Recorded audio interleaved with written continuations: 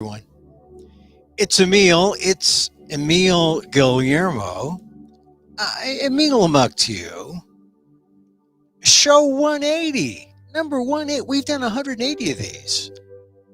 What I call the micro talk show of the AAPI and the AAXs, right? Because we talk about things from our perspective. I mean, see, usually when I don't have my Asian lenses on, I actually look more Asian.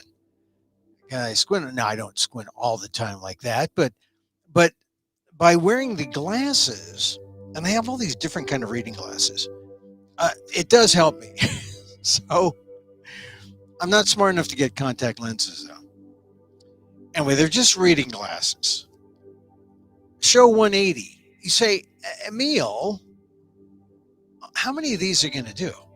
Well, I'm thinking, maybe I'll just do like 10 TikToks a day and then just call it, that'd be a lot easier than doing a show which ends up being about 45 minutes to an hour. But maybe not. I don't know. I'm exploring. But so far, this is show 180 here on what I call the micro talk show, the AAPI and the AAXs. Asian American X, name the ethnicity. Asian American Filipino, Asian American Chinese, and ALLs. All's the rest of you. Yeah, meaning you don't have to be Asian to listen to the show. I do not make it a requirement to know an Asian language, nor eat an Asian food. But we talk about the news as if Asians matter from our perspective. And, what better way or what better reason, right? I call this show WDAAAT. What does an Asian American think? Not what that. What does an Asian American think? No one ever asks. No one ever bothers. Every now and then, they'll say something like, oh, well, we had a poll and we called all the Asians. Well, the polls are random. So sometimes we miss the Asians. And yeah, when you're polling somewhere in the Midwest, you probably will miss a lot of Asians. That's why the only polls to really matter are the ones that are targeted, the ones that really are in language, the ones that say, okay, we are going to be Asian specific, darn it, and we're going to find out what Asian Americans think. And that's why the Asian American Legal Defense and Education Fund has one of the best election polls, exit polls out there, because they're in language, they're multilingual, they target 2,700 Asian American voters. They did in this last one, November 2nd, and they came out with some of their findings. Now, they had a preliminary finding which said, hey, surprise, most Asian Americans, about 60%, vote Democrat, like 60-40. And oddly enough, it did mirror the kind of random sampling of the other major pollers. But this was, I think, it was more dependable because you're reaching voters who are speaking in language. You're talking to voters in a large pool. I think some of those other pools or polls have smaller pools of Asians and have larger plus minus, right? I mean, their margin of error is a little higher. But this is a survey, like I said, volunteer run. They survey in English as well as 6 other Asian languages: Bengali, Chinese, Khmer, Korean, Nepali, Vietnamese. And they did it in 5 states: Massachusetts, where Michelle Wu begins today as mayor. Shout out to the first Asian American, first female mayor of Boston in maybe a century, I think they said. Congratulations to her. So the AALDEF pollsters were in Massachusetts, Michigan, New Jersey, New York, and Virginia, all the big states. Volunteers were monitored for compliance with the language assistance provisions of the Voting Rights Act. You say, Voting Rights Act, who cares about it? This is why we care about the Voting Rights Act, to guard against anti-Asian discrimination and intimidation. And you know that's going to be a thing, a strategy for opponents to people who, you know, BIPOCs, Black, Indigenous, people of color, people who are not right-wing, people who are not conservative, people who vote with immigrant minority interests. They will try to intimidate people in the polls. So it's a kind of one of the multiple duties of the pollster. So this is why the AALDEF poll is important. So the top issues affecting Asian American votes. Number one, let's go in reverse order because it's more dramatic that way. Number 4, COVID-19 pandemic vaccine, 14%, which is logical. You go to a lot of polls and you see among people of color, the Asian Americans, and maybe it's because a lot of them work in healthcare and science, they are compliant, they're in with the mandate. Top issues affecting Asian American votes. Number 4, COVID-19 pandemic vaccine. Number 3, of course, anti-Asian violence, 17%. Still not as high, but it's a broad range of issues. It's number 3 in terms of the top 4, anti-Asian violence. More than almost 2 years after the Kung flu scapegoating by President Trump, it's in the top 3, anti-Asian violence. Number 2, public safety, 20%. So there, the 2 issues about Asian American public safety, anti-Asian violence, hate crimes essentially. Number 2, public safety, right up there, 20% public safety. And the number 1 issue affecting Asian Americans' vote, number 1, economy and jobs. 25%. So by a big margin over the number 2 and over the others in the top 4. 25% saying economy and jobs. I guess they were channeling, what's his name? Carville. James Carville, who said that he was the Clinton strategist, who said, it's the economy, stupid. It's always the economy. Pocketbook. How are the politicians affecting you in your pocketbook? That was one of the key things about Trump. Trump wanted to buy us all with all those checks and PPPs and payment plans and all that. It didn't work really because he didn't do anything about the virus. Now we have Joe Biden, who's taking action on the virus, trying to get mandates. Of course, that's another kind of issue that people are bristling about. Not necessarily Asian Americans, but other people, other folks out there in the political spectrum. But Biden's doing something about the economy and jobs. Today, for example, we'll talk about this today. Biden just signed the infrastructure plan, $1.2 trillion. Should have been more. We'll get to that. It should have been more. But economy and jobs for the Asian Americans, that's the number 1 thing. And you can bet that there will be Asian Americans who will benefit from some of the jobs that will open up. And why not? Asian Americans in the 1840s helped build the railroad, 1860s helped build the railroad, helped pan gold in the 1840s. Why wouldn't they help rebuild bridges, get some of those union jobs in 2021, 2022? Anyway, those are the top issues. Here's some other questions. In the past year, were you a victim of anti-Asian harassment or violence? Yes, 17%. No, 83%. Doesn't surprise me. Usually it's a minority of people who get hurt, but all it takes is one person in your community, in your local community, to send that chill down your spine. You don't need an Atlanta to put a scare in the Asian American community. I mean, just the the Thai man in San Francisco who gets knocked down on in a neighborhood close to where I used to play baseball as a kid. I used to play baseball at Rossi Playground. I think the guy got hit around Anza, the Anza Vista area. But politics is one. So when you ask people point blank, are you a victim of anti-Asian harassment or violence? Of course, 17% said yes.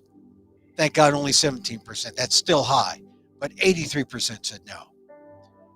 Our polls in 5 critical states demonstrate that diverse Asian American voters tend to support progressive policy provisions or positions on a range of critical issues, including support for abortion and support for COVID-19. That's what Jerry Guatemala, who's the director of AALDEF's democracy program, they administer this poll. Here's the question. Do you approve or disapprove of the job Joe Biden is doing as president? Approve, 55%. Disapprove, 26%. That's far and away positive for Biden, but it shows where the Asian Americans are. I mean, Asian Americans, 60-40, Democrat, didn't lose much when they asked specifically about Biden versus party. 55 approve, 26 disapprove. But it shows that the Asian Americans are loyal and they're giving Joe Biden a chance. And today, when Biden gets the bipartisan infrastructure plan passed, that's got to be a good thing. Here's Biden. I want to play this. Go back to what it was before. We literally had to build back better. You couldn't build back. We're the only country that's always come out of great crises stronger than when we went in. The world has changed, and we have to be ready. My fellow Americans today, I want you to know we hear you and we see you. Hey, that's what you want a president to say. We hear you and we see you. Right? I mean, that was kind of the message after the Democrats lost Virginia. People say, well, what are the Democrats doing for us? I mean, that was winnable, Virginia. And it got people together to say, okay, we got to do something. So now they're doing something. And to show you how much they're doing, and to show what a bipartisan effort it was, there was Biden today with Kyrsten Sinema. Kyrsten Sinema, one of the senators speaking. It wasn't Amy Klobuchar. It wasn't some of Schumer spoke, Senator Schumer. But it wasn't some other people from the House and Senate there, like James Clyburn from South Carolina. Because look, these people know what they need. They need to show bipartisanship, so Sinema's out there. Sinema needs their backing to show, because everyone I know who's a tried and true Democrat or somewhat left of center hate with a capital H, Kyrsten Sinema. I think it's just interesting. There she was. It's just a reminder to take it down a notch. This is politics. But hey, Joe Biden is I wouldn't say he's Mr. Compromiser, but he's supposed to be Mr. Moderate. That's why we had the issue with the progressives thinking they could leverage their power now, getting the infrastructure plan and the reconciliation plan, which is coming up this week, which is another $3 trillion, or maybe it's like less than that. They had to cut it down. So we might have another $1 trillion coming up in soft social infrastructure, maybe. So yet to come. So that, do you approve or disapprove of Joe Biden? That could, that's fluid. Even this week, it's fluid. Next question. Do you agree or disagree with a vaccine mandate? What do you think? 83% of Asian Americans agree. 12% disagree. Here's an interesting thing in California right now, as I speak, or today, because I'm speaking later in the afternoon now. But there was a big rally at the Capitol, Sacramento, protesting the vaccine mandate because they see it as a freedom issue. It's not a freedom issue unless you want it to be a freedom to die issue. Anyway, Asian Americans agree with the vaccine mandate. Some others don't, but Asian Americans agree, 83% to 12%. In general, do you support a woman's right to abortion as established by Roe v. Wade in the Supreme Court? 66% support that versus 17 who don't. Now, these are Asian Americans in an Asian American specific poll. About 2,726 in the exit poll on November 2nd. 5 states. 5 states. We're talking Massachusetts, Michigan, New Jersey, New York, and Virginia. A couple more questions. Do you support increasing language access in state and local public agencies? 90% support, say yes. Only 3% oppose. 7% say they don't know. And in Virginia, do you support expanding Virginia health insurance program to cover all income eligible Virginians regardless of immigration status? You ask an immigrant community in language, what do they say? 75% support. Only 14 oppose. So that's the AALDEF poll. AALDEF exit poll, 5 states. They approve of Biden, approve of the vaccine mandate, and support abortion access. Nearly 1 in 5 Asian American voters reported experiencing anti-Asian harassment or violence. So you wonder, WDAAT, what does an Asian American think? The AALDEF poll knows. It does. With that, the AALDEF poll knows.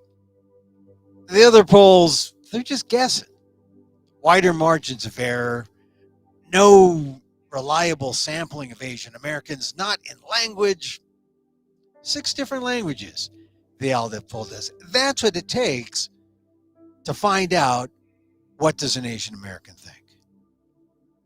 So if you go to my AALDEF blog at aldef.org/blog, check out my piece on Suni Lee.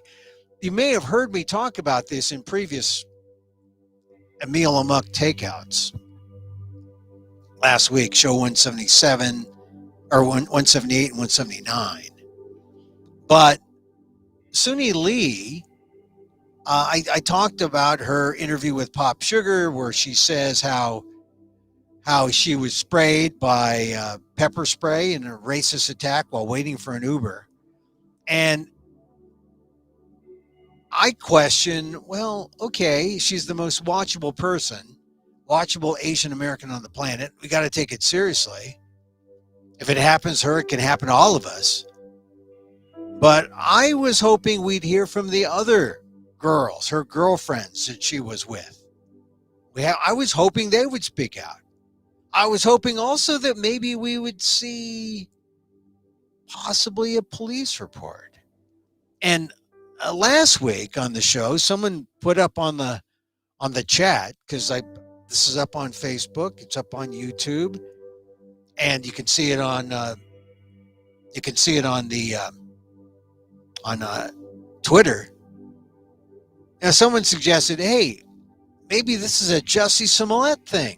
You know Jussie Smollett, right? He went out for a Subway sandwich at 1 or 2 in the morning and claimed he got jumped. But he knew his jumpers. And it was a fake story. The suggestion was that Suni Lee had been lying. I said, I don't know about that. This is a question. It's not a rumor. It's not a conspiracy. It's just that a listener had that question. This is kind of a semi-talk show. My answer to him was, until we know, I have no reason to doubt Suni Lee. I have no reason to doubt Suni Lee. But it's interesting because she had filed a report. I've heard subsequent reports say she didn't have time to take down some details because she was just kind of stunned.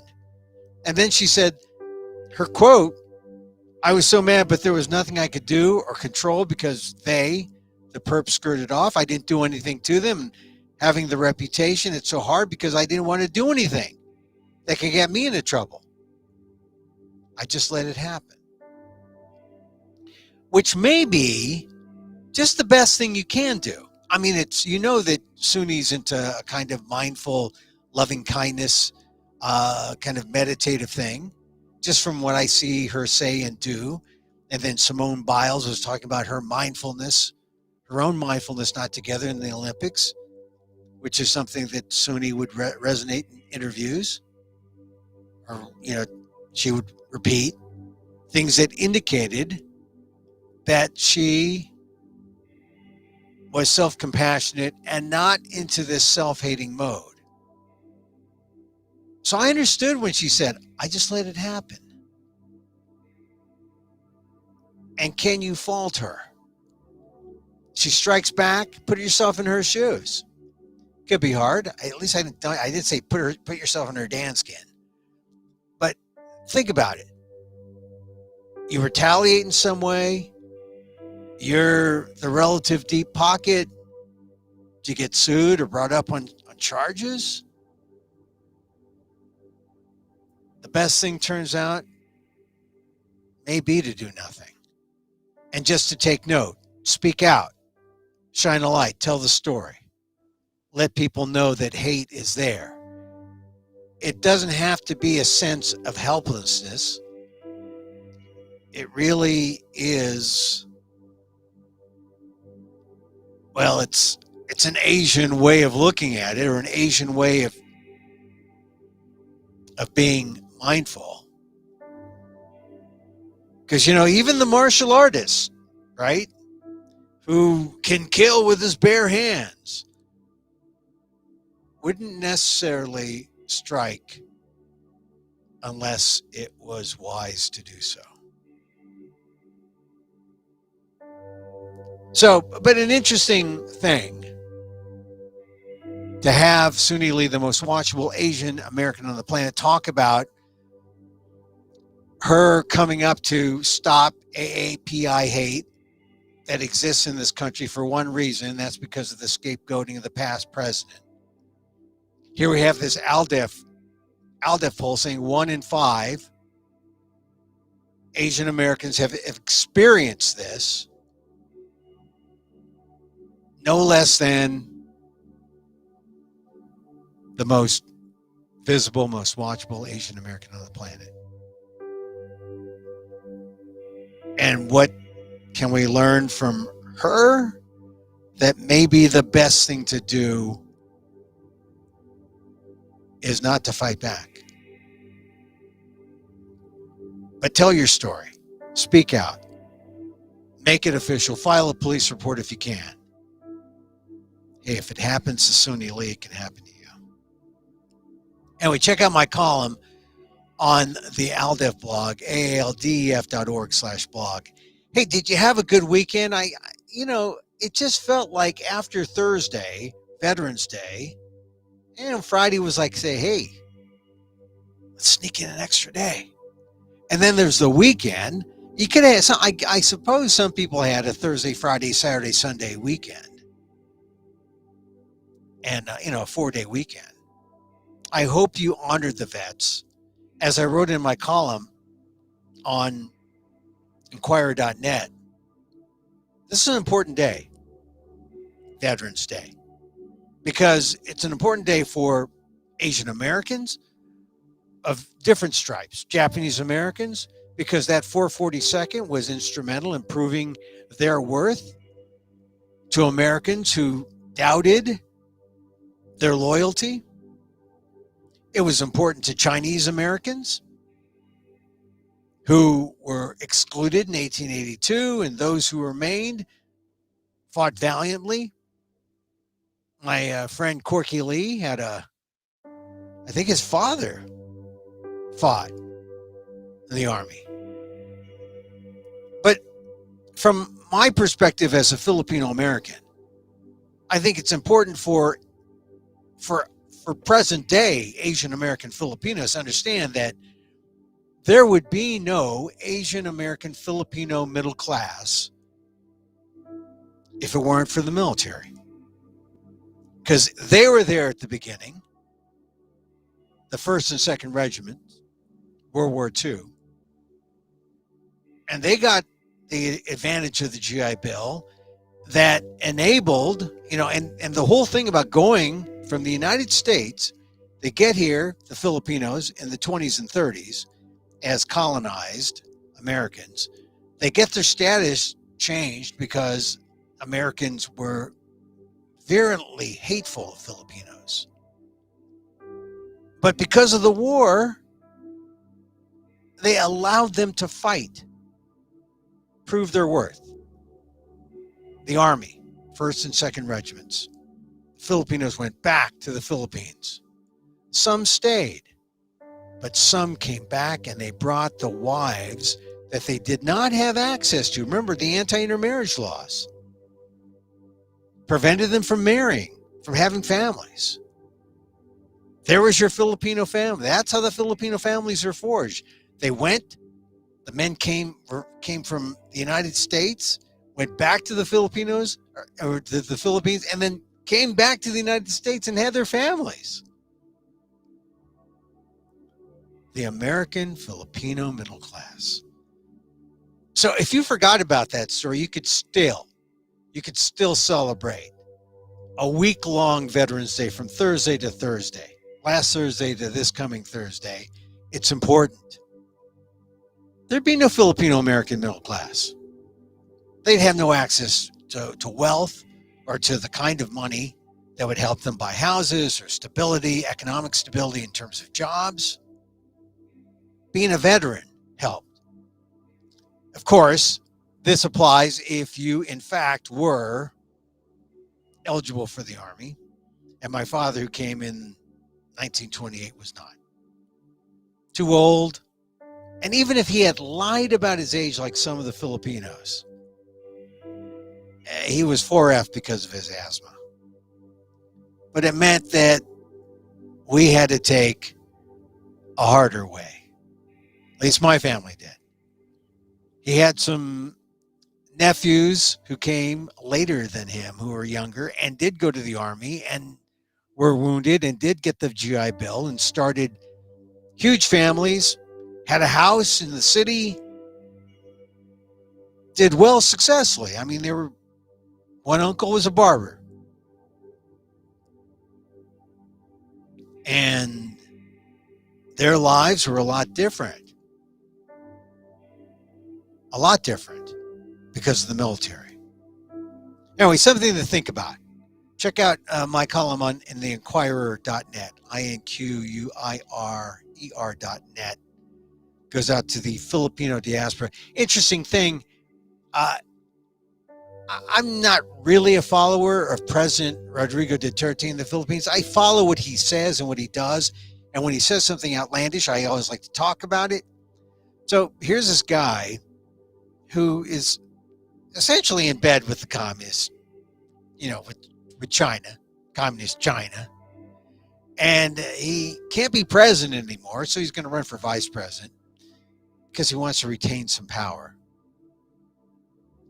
He's really cozy with the Chinese. And now, as far as the other aspirants in the presidential race in the Philippines, he calls Bongbong Marcos, the son of the former dictator, the late dictator Ferdinand Marcos, he calls Bongbong a pro-communist, and he calls Vice President Leni Robredo, who is not, they don't elect him the vice presidents like they do here in the U.S. They're separate positions.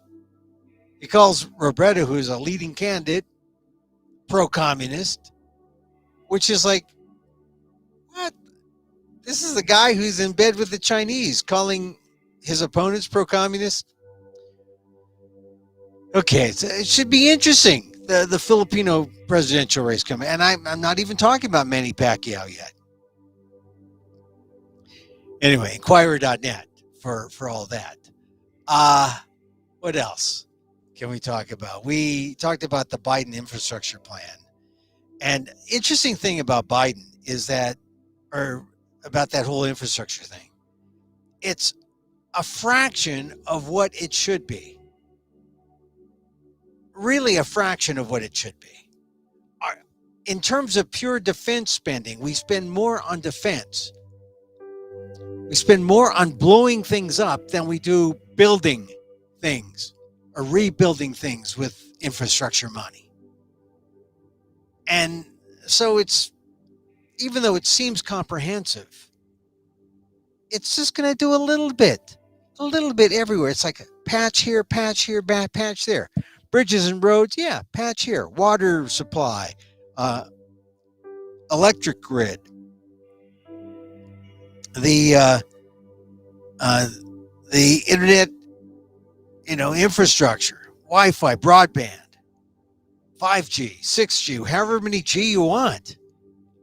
It's okay, but it's not where the United States should be if it wants to retain itself as world power. I mean, it kind of does a lot of the deferred stuff, but it doesn't turn every city into Shanghai. It doesn't turn every city into like China. I mean, you go to China and you see their rail systems. My God, they're the envy. And then if you see how much we're going to struggle, we like to build little bits and pieces. We build the end, we build the terminuses of these train systems, and we never connect them. I mean, it takes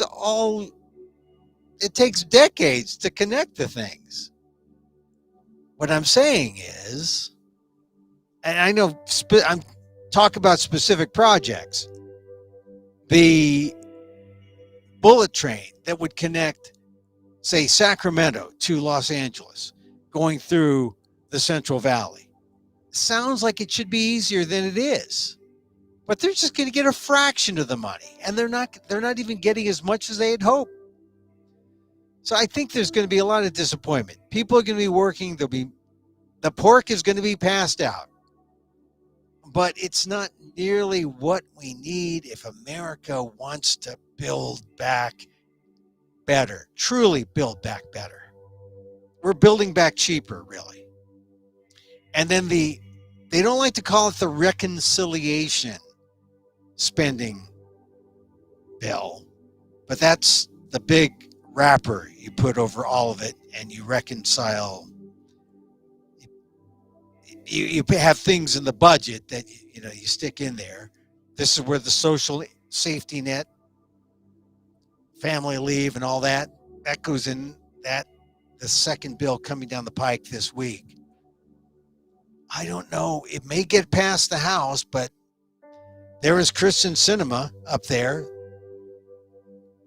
talking about this plan signed today, and I guess that was a way to say, hey, I think this is my payback for being difficult, and I will get it through the Senate. There's no guarantee of that. I was just surprised to see Kristen Sinema up there today. One person I was surprised to see, and man, she's getting a lot of bad press, Kamala Harris. I mean, I read in show 179 on Friday a piece that Mark Barabik talked about how Kamala Harris just, for some reason, where is she? What's she doing? And that has led to at least 3 or 4 stories about the ineffectiveness or some kind of squabbling between the White House and the vice presidency. I hope she's all right. I mean, I never wish Kamala Harris ill. She's the highest office holder of all BIPOCs in the land, right? Vice president. But something tells me as Biden declines, one of the questions is what is happening to make sure that we have a good feeling about Kamala? And it just shows you that the vice presidency is one of those positions where it's kind of like the Bermuda Triangle of politics. You just go into it and you can get lost. Or maybe you get lost because if you're visible, you're super sycophant and you don't get to do some things that you can really hang your hat on and say, this is mine. I mean, one of the things about Kamala Harris, she was an effective senator. I mean, she was out there. But, now you got to, she was out there when they were still in the minority. They're still kind of struggling, to get all these Democratic proposals in. But she was out there. I mean, look at where Cory Booker is now. I mean, he's kind of staying low, but he might come up. I don't know. How do you say no if someone says, okay, you ran for president, I want you to be my vice president? She made the right choice. There she is. But the effects on her career, we'll have to see. Career-wise, another person who ran for president, making a comeback as governor of Texas, Beto O'Rourke, announcing he's going to run to make Texas the big state with the big ideas. I wish him well. He's native son of San Antonio, has broad appeal. Maybe he can beat Abbott. Maybe he's doing it because all the polls suggest that he and he alone right now could challenge Abbott. Let's see. Wish him well. Some other things. Steve Bannon,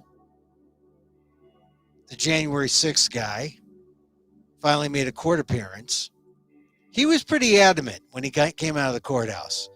And he said, it's just a misdemeanor, apparently, his not showing up to a subpoena, which is why they hauled him in on this charge, this grand jury charge of contempt of Congress. But Bannon said, this is the misdemeanor from hell. And then he turned to the cameras and said, all the rest of you, you should be backing me. The bipartisan common ground, Steve Bannon's common ground, saying that, hey, the ACLU would be backing this. They would be for me. I'm protecting all our rights. We'll have to see. I kind of don't think so, because Bannon's for what happened on January 6th, and I'm not. I don't think you are either. I think he knows some things that will help Congress and every American understand just how close we lost our democracy. That's why when Steve Bannon says, hey, come on, it's a common ground issue. Let's see the goods before I declare that Steve Bannon and I have common ground. I kind of doubt it at this point, but he appeared in court today. One last thing about Kyle Rittenhouse. Joe Biden did the defense, or maybe it's the prosecution, maybe did the prosecution a favor, because Joe Biden's signing happened at the same time as the defense's closing arguments happened. So I was following the trial. I didn't hear the closing argument yet. I'll have to go back and catch a replay. I saw them the first go round. I don't know if they can say anything that make me change my mind. I will say this, that the prosecution sounded a whole lot better in closing argument, laid it out. But the whole thing seems like the judge is wacky. The judge, I don't know what the judge thinks, because if you just try to understand the Rittenhouse trial, put yourself in, say, in the shoes of a juror, trying to understand what they're trying to, the jury instructions were like, what? I'm going to have to like read this, maybe translate it into English. But the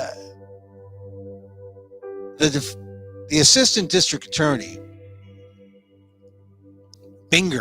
Joseph Binger, I think his name was, he did a good job on closing, I thought. And his job on closing just laid it out. What is this guy who doesn't live there, crossing state lines, thinking with an AR-15, loaded AR-15, 17 years old, has nothing to do with the BLM protest or, protesting the African-American who was shot. He was there to protect a building that didn't need protection. And they made a good case that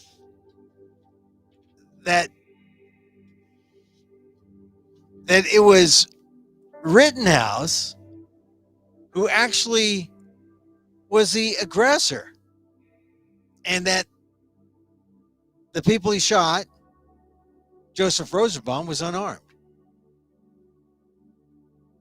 He was effective. Some people say, oh, well, Joseph Rosenbaum, I think he had a skateboard. That could have been a weapon. But the whole thing,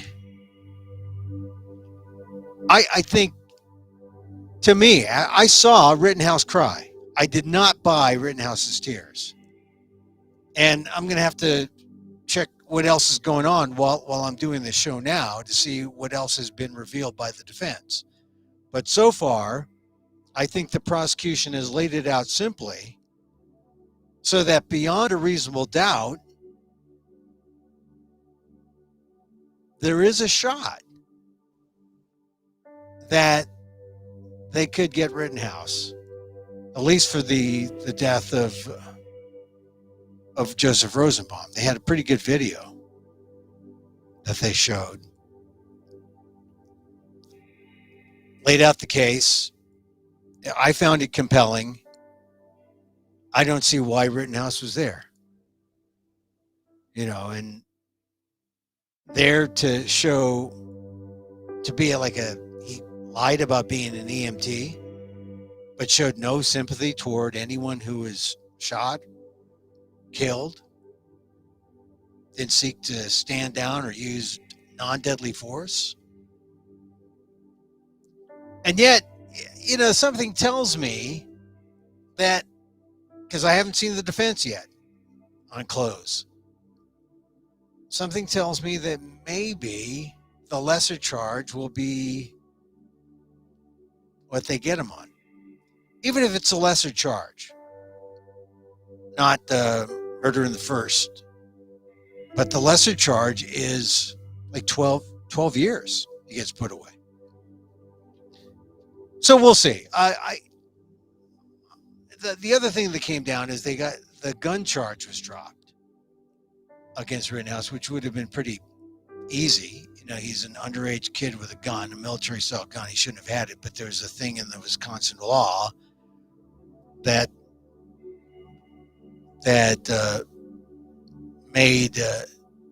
somehow made them strike or drop that charge. When the commentators brought up the fact that there are people of color around the nation who didn't kill anyone, but who had weapons they were holding, and they're serving real jail time right now. Didn't kill anyone, didn't kill two people, but they just had the gun.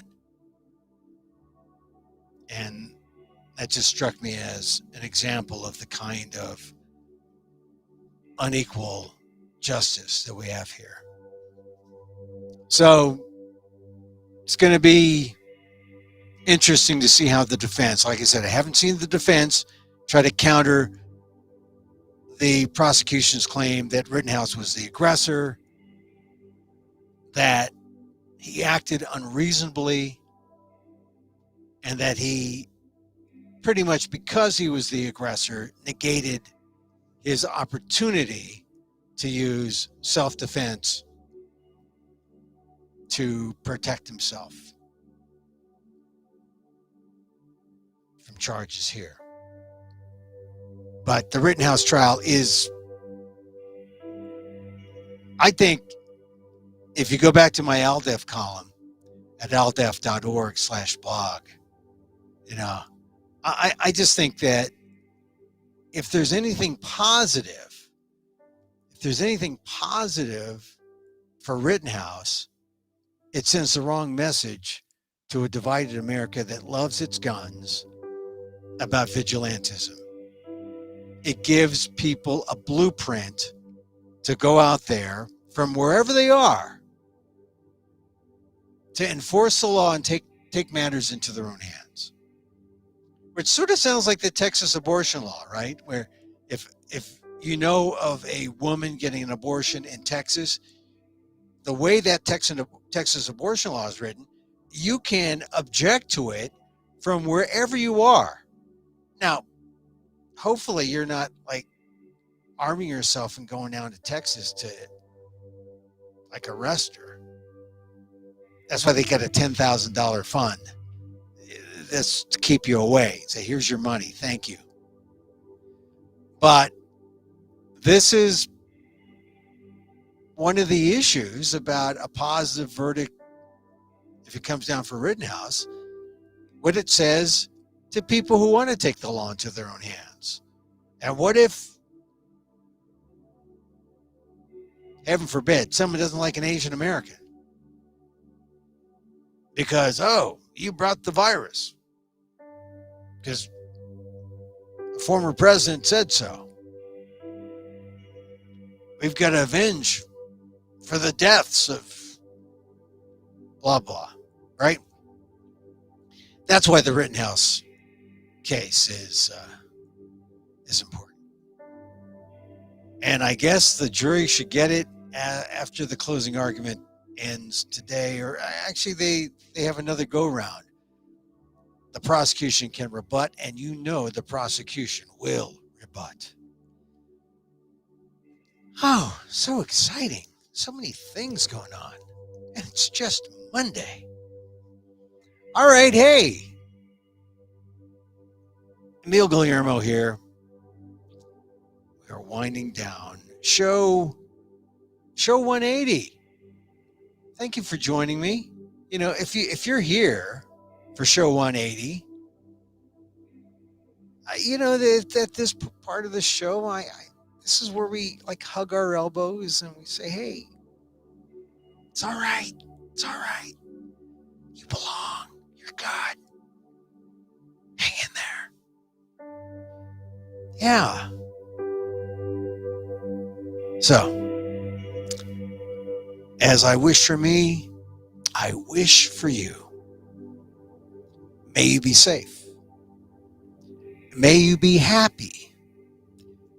May you be healthy. And may you live with ease. Emil Guillermo here. Back tomorrow, 2 p.m. Pacific Live. Or catch us on amok.com on the replay. Till then, mahalo